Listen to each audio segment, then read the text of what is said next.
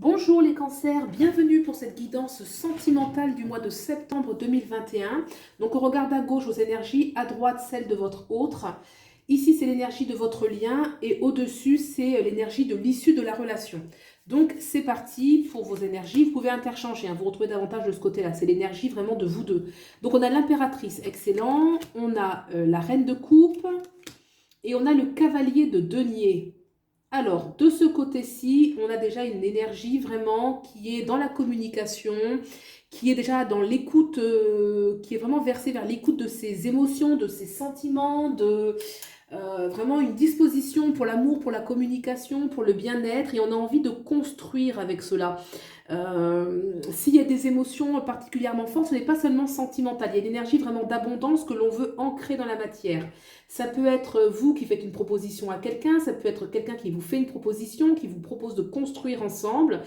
Euh, une personne, pourquoi pas, qui rentre dans votre vie, une personne qui est stable, une personne qui aime la stabilité, l'engagement.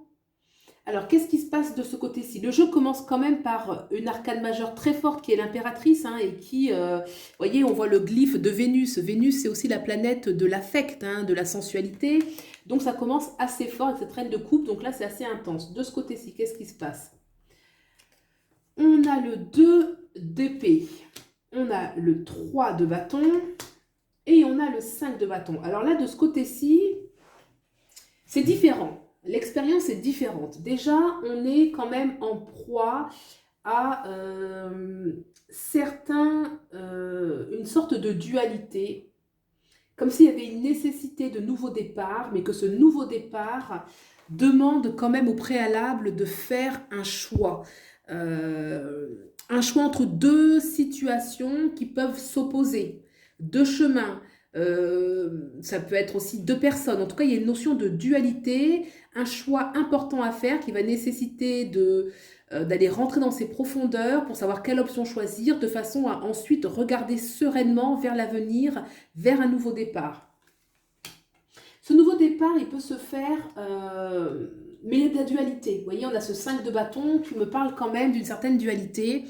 Ça peut être à l'intérieur de la personne, qu'elle est dans une sorte de combat intérieur entre ce qu'elle veut, peut-être doit-elle renoncer à certains aspects de sa personnalité ou à certaines situations. Ça peut être aussi l'environnement, que ce choix de nouveau départ peut rencontrer des obstacles. Ça peut être les autres, ça peut être la famille, ça peut être une tierce personne qui quand même peut intervenir dans le cas où cette dualité viendrait à l'extérieur.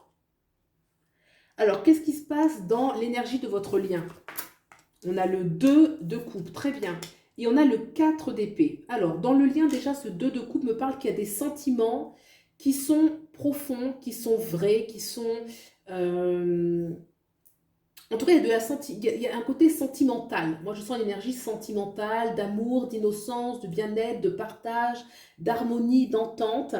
On a ce 4 d'épée qui me parle qu'il faut communiquer calmement. Il faut communiquer sans emportement, réussir à garder une certaine douceur, une certaine sérénité, de ne pas être, je dirais, aux prises des émotions fortes, de ne pas se précipiter aussi dans les choix qu'il y a à faire, s'il y a des choix d'engagement, des choix de projet de vie, de faire vraiment en sorte qu'il y ait une certaine stabilité un petit peu intérieure pour voir ce qui est la meilleure option.